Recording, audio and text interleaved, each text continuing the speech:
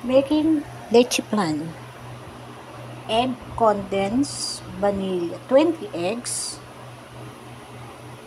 2 cups condensed milk, 2 cups evap milk, 2 cups sugar, 2 tablespoon vanilla.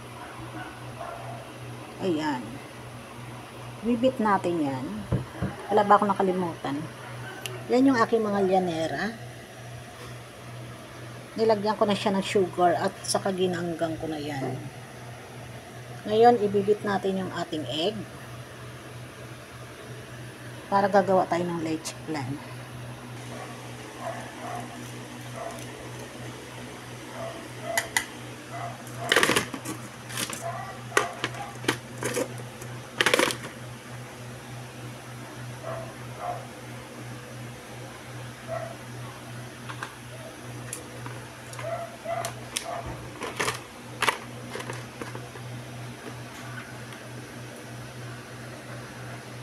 Salain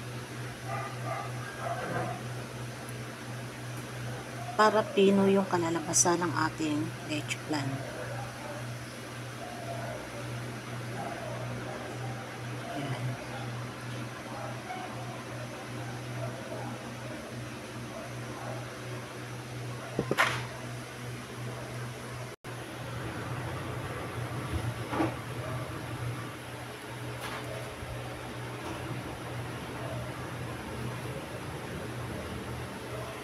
Ayan.